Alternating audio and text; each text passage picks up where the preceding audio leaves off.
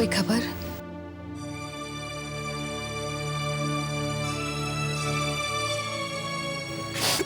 तुम्हें कुछ पता चला? नहीं।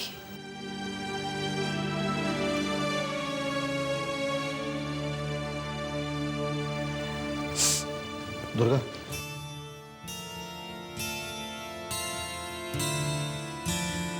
लतिका तुमसे मिलने आई थी। तुम्हारा इंतजार किया, फिर उसे जाना था इसलिए चली गई। लेकिन ये कुछ फाइल्स और ये शादी का कार्ड देकर गई है। कहा है कि फिर से आएगी मिलने। तो आप जानते थे, सब कुछ जानते थे आप। खुशी के जन्म से ही जानते थे कि वो मुस्कान है। खुशी हो या मुस्कान, एक ही इंसान के दो नाम हो, क्या फर्क पड़ता है वृंदा? ये सब आप ही ने कहा था ना गुरुजी। आप ये भी जानते थे कि मुस्कान वापस आएगी, दोबारा आएगी इस दुनिया में। सब कुछ जानते थे आप, जानते थे या नहीं? हाँ वृंदा। फिर भी आपने एक बार भी मुझसे नहीं कहा। आपने ऐसा क्यों किया गुरुजी? क्यों? बेटा, एक बात हम सबको मान लेनी चाहिए कि हर बात का एक समय और स्थान होता है। और यदि मैं बता भी देता तो जो घटनाएं घटनी थी वो फिर भी घट गई। कुछ बदलने वाला नहीं था बेटा। ये आप कह रहे गुरुजी? अगर मुझे खुशी की अतीत के बारे में पता होता तो मैं ये सब कुछ होने नहीं देती। मैं उसे ऑस्ट्रेलिया से यहाँ वापस भेजती नहीं, और ना ही वो आर्यन से मिल पाती। यदि तुम्हारे ये सब प्रयत्न करने के बावजूद वो आर्यन तक पहुंच जाती, उसको मिल लेती, तो वृंदा, हमें ये बात भी मान लेनी चाहिए कि हमारे हाथ में कुछ नहीं है, बल्कि हम सबकी डोर उस ऊपर वाले के हाथ में है। हम लाख चाहने पर भी कुछ नहीं कर पाते। तुम्हारा क्या ख्याल है? मुझे इस बात का ख्याल नहीं आया कि मैं तुम सबको सच सच बता दूं? कई ऐसे क्षण आए कि ये बात मेरे होंठों तक आई। मैं सब कुछ कहना चाहता था, सब बताना चाहता था, परंतु किसी शक्ति ने मेरा मुंह खोलने से बंद कर दिया। मैं पूरी कोशिश करके कहता भी तो सब कुछ उसकी इच्छा के विरुद्ध होता ना बेटा? और ये मैं कैसे कर सकता था? उसकी इच्छा के विरुद्ध कोई भी क्या कर सकता है? कितनी आसानी से आपने ये सब कुछ कह दिया, लेकिन एक बार भी मेरे बारे में सोचा नहीं। आज से 20 साल पहले आर्यन और मुस्कान भाग गए थे, और उसका अंजाम आप जानते हैं ना? और आज एक बार फिर खुशी आर्यन के साथ भाग गई है। मैं वो सब कुछ नहीं चाहती। मैं उसकी माँ हूं। इस वक्त मैं किस दौर से गुजर रही हूं आप नहीं समझेंगे। अगर आपका अपना कोई इस भंवर में फंसा हुआ होता तब आप जानते। आप नहीं जानते। आपका अपना कोई खुशी के साथ उस खतरनाक खेल में है ही नहीं। इसलिए तो वृंदा,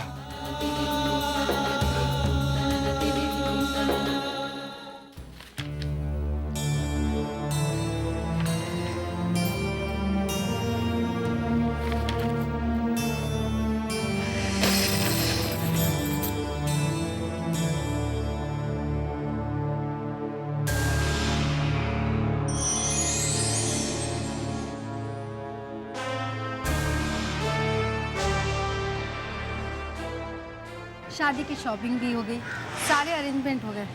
बस अब तो कार्ड छप कर आना बाकी है। Guess what? रोहन को अपनी पहली पोस्टिंग भी मुंबई में ही मिली है। वाह, दैट्स ग्रेट। ये तो बहुत खुशी की बात है ना? सो अब इंस्पेक्टर रोहन शर्मा की बीवी बनने की तैयारी चल रही है, क्यों? हाँ। रोहन इंस्पेक्टर रोहन, मैंने इसके बारे में पहले क्यों नहीं सोचा? Shocking, absolutely shocking. मुझे तो यकीन नहीं हो रहा कि हमारी पुलिस फोर्स का कोई आदमी ऐसा गिरा हुआ काम भी कर सकता है। दुर्गा, मैं तुम्हें इस बात का यकीन दिलाता हूं कि एसीपी साहब को इस बात की कोई जानकारी नहीं होगी। वो तो निहायत ईमानदार किस्म के आदमी हैं। मैंने तो उन्हीं के नीचे रह के अपनी ट्रेनिंग की है। पुलिस फोर्स का काम है लोगों की रक्षा करना, लॉ एंड ऑर्डर देखना, मगर कुछ बेईमान पुलिस ऑफिसर्स की वजह से हमारा डिपार्टमेंट बदनाम है। तुमसे मिलने के बाद मुझे उम्मीद की एक किरण दिखाई देने लगी है।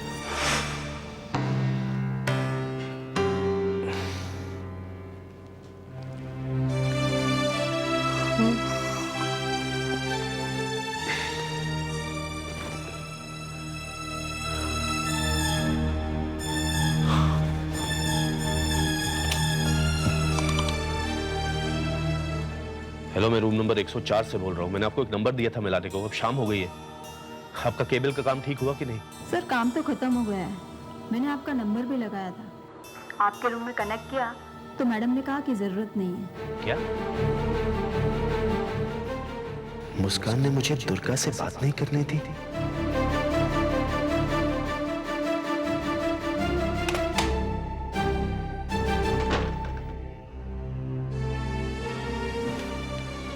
मुस्कान, क्या तुमने ऑपरेटर से कहा कि कॉल की कोई जरूरत नहीं है? लेकिन क्यों? मुझे दुर्गा से बात करनी थी। आर्यन, तुम समझने की कोशिश क्यों नहीं करते? वो त्रिपाठी, उसने हमारे पीछे पुलिस लगा रखी है। वो लोग हमें चारों तरफ ढूंढ रहे हैं। तुम्हें क्या लगता है उन्होंने तुम्हारे घर पे पहरा नहीं दिया होगा? वो लोग वहां भी नजर रख रहे होंगे, यहाँ तक कि तुम्हारे घर के टेलीफोन कॉल्स को भी ट्रेस कर रहे होंगे। मुझे तो ऐसा कोई रास्ता नजर नहीं आता कि वो लोग तुम्हारे टेलीफोन कॉल्स को ऐसे ही जाने दें। वो लोग हर कोशिश करेंगे तुम तक पहुंचने के लिए। तब तो मेरा घर पर फोन करना और भी जरूरी हो गया। दुर्गा घर पर अकेली है, अनसेफ है, और अगर मैं घर पर फोन नहीं कर पाया तो मुझे कैसे पता चलेगा कि वो ठीक है या नहीं? आर्यन, दुर्गा को कुछ नहीं होगा, लेकिन अगर तुमने फिर से दुर्गा को फोन या कांटेक्ट करने की कोशिश की ना तो हम जरूर मारे जाएंगे। अगर तुम दुर्गा तक सही सलामत पहुंचना चाहते हो तो तुम उससे दूर ही रहो।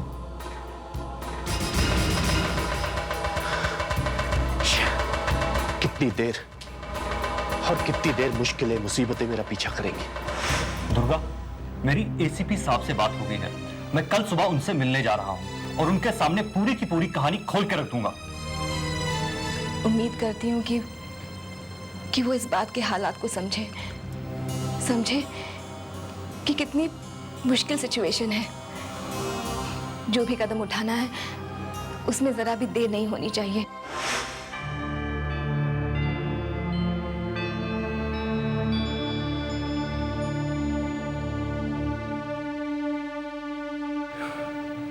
रहने दो आर्यन,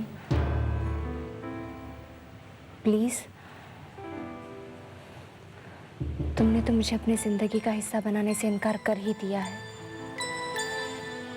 अब तो जिंदगी भर मुझे तुमसे दूर ही रहना है।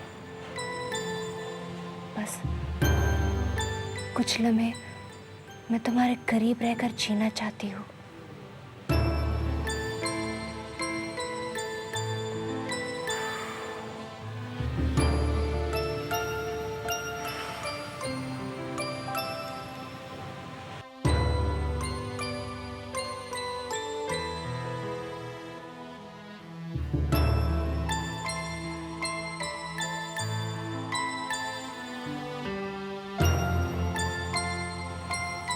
आर्यन, तुम नहीं जानते मेरे लिए ये पल कितने मायने रखते हैं। वो पल जिनमें मैं तुम्हारे इतने करीब हूँ।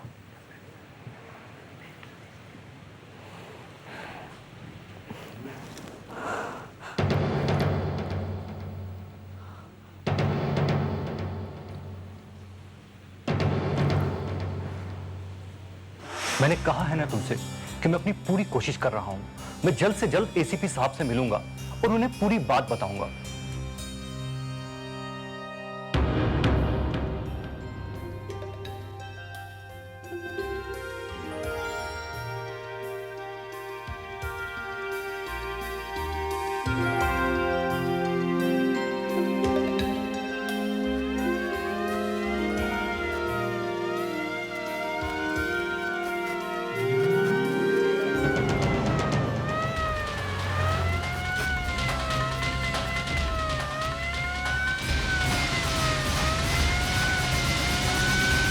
ऑपरेटर ने घर का नंबर लगाया था।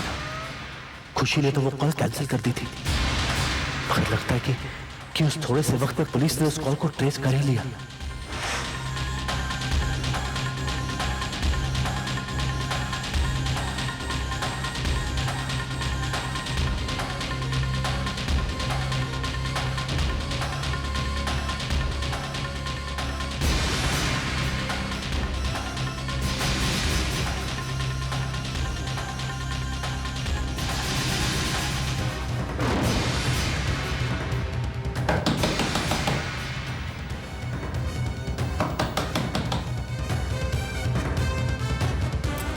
कौन है?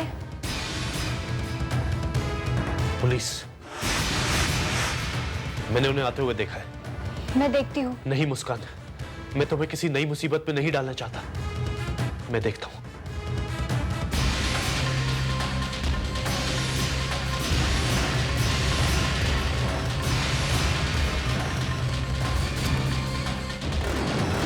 चलो चलो हटो।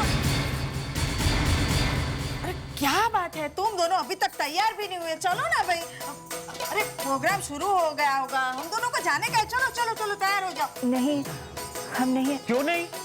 अरे वहाँ खाना पीना है, वैरायटी प्रोग्राम है। अरे बफे डिनर भी है, चलो भाई तुम लोग। हाँ पर क्या हाँ पर?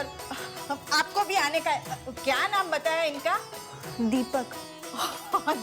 दीपक भाई आपको भी आने का है। चलो तैयार हो जाओ। और तुम दोनों यहाँ पे रूम में अकेले बैठे बैठे कितने बोरिंग हो जाओगे, है कि नहीं? हाँ चलो। अरे तुम लोग का सामान कहाँ है?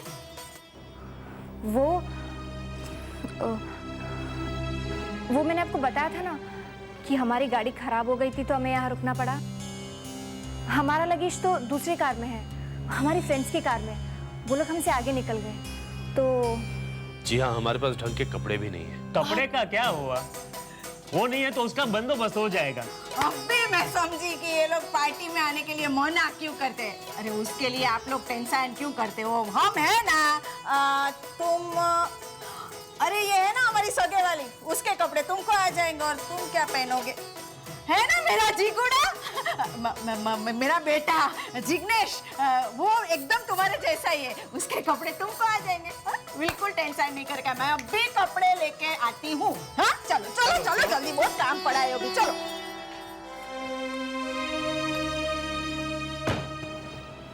कोई बात नहीं, या तुम्हें कोई नहीं पहचानता, भीड़ में तो हमें कोई नहीं पहचान पाएगा। तुम्हारा चेहरा देखकर मुझे ऐसा लगा कहीं पुलिस तो नहीं आ गई।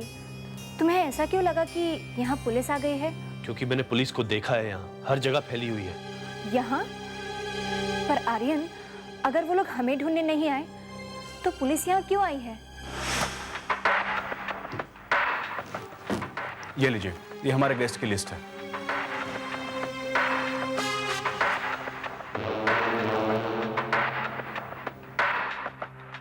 वो टाइम पे पहुंच तो जाएंगे ना? हाँ तो मैं कह रहा हूँ वो टाइम पे पहुंच तो जाएंगे ना? हाँ, वो यहाँ के लिए निकल चुके हैं, 7:30 बजे तक आ जाएंगे। मुस्कान दीदी, अच्छा यहाँ हो। अरे ये क्या, अभी तक तैयार नहीं हुई? ये लो और जल्दी से तैयार हो जाओ। पता नहीं आज पार्टी में कौन आने वाला है।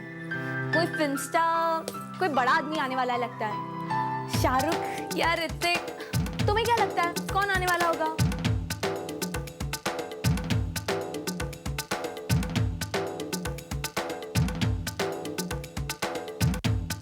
मैं तो रेडी हूँ। मुस्कान तुम रेडी हो या?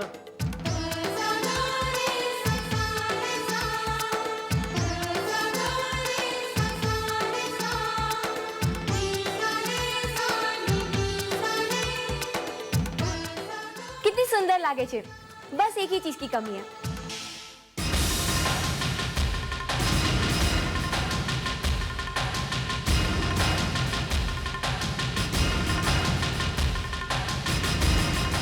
बुआ जी हमेशा कहती है कि एक शादीशुदा औरत सिंदूर के बगैर अधूरी सी लगती है। नहीं, सिंदूर नहीं। अरे नहीं कैसे नहीं? दीपक जी जरा आप इसे बताइए तो।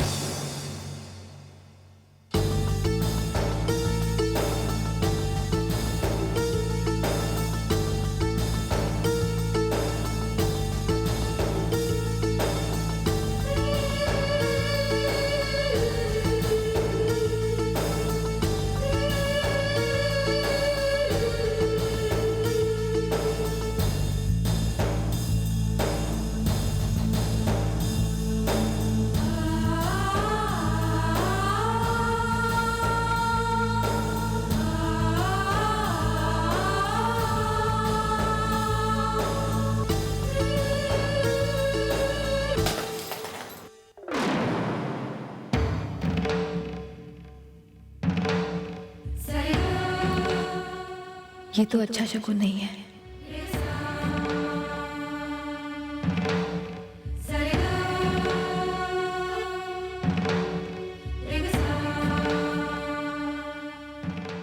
मेरे सुहाग की निशानी तो मैं समेट रही हूँ, पर क्या मैं अपनी जिंदगी को भी फिर से समेट पाऊंगी? ऐसा क्यों महसूस हो रहा है जैसे वक्त हाथों से बहुत तेजी से फिसलता जा रहा है, और जैसे कहीं मेरे आसपास खतरे हवाएं बनकर लहराने लगे हैं।